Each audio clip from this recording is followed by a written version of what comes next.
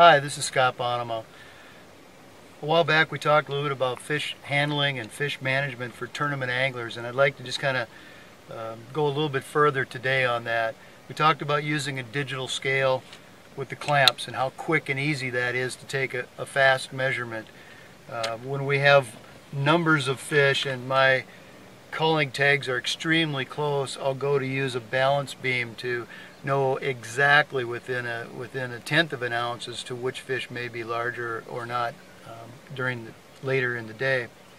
But I want to talk about the way I manage my fish once I start catching them. And there's different schools of thought, and mine is certainly not the only one.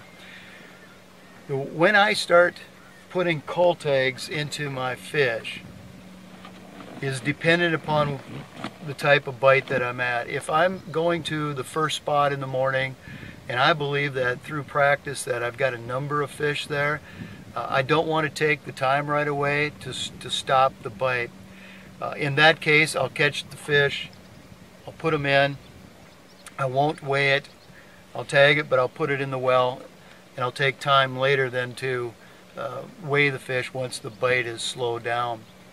Otherwise, if I'm fishing reeds and I'm just going along catching them one at a time, I will tag the fish right away, take the measurement, and it's done. I don't have to go back into it later. I don't have to kind of wonder and then try to catch them again. Catching them once is tough. A lot of times trying to catch them in the live well to weigh them later is just a very lengthy process and a painful process. So I like to tag them, if at all possible, immediately, weigh them, put them in, and then it's done. I've been using these balls. These are Ardent weigh balls. They float, and they have the pounds and the ounces on the ball. So if I catch a 3-pound, 5-ounce fish, I can just put it on there, I let the fish in, and it's done for the day. As I catch number 6, I know exactly what its weight is, and I can simply take that smallest fish out, release it right away. To prep for that, I set all the balls at 0 all the way across, and they're clipped into my live well open, ready to go. Again, it's just a time-saving thing. When I'm fishing a tournament, I don't have to figure out which ones are at 0, etc.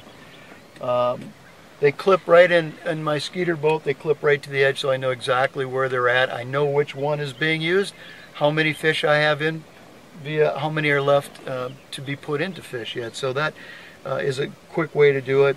Otherwise, I'd recommend coming up with a way to hold those balls so they're ready to go and they're not searching all over the boat to find them.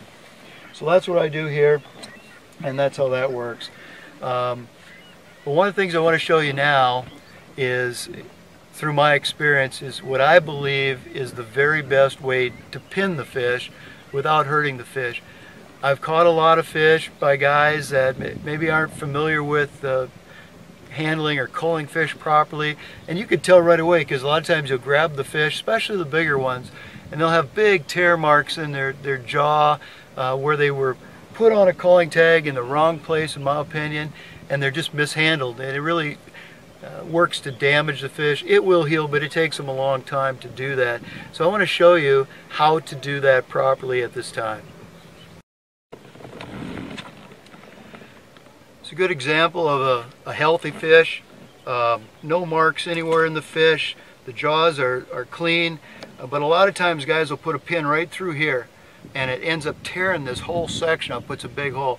That's not a good place to do it. Obviously, guys that put the pins through the scale there, very, very dangerous. That's just a problem waiting to happen to the fish. The gills are critical. You need to take care of those. So on these culling scales, or pins, they're like this. And I've seen guys take the time, and if you do this right, you can come from underneath without touching any of the gills and come up through it and snap it on. And you know, it really doesn't hurt the fish, but you have to be very careful of damaging.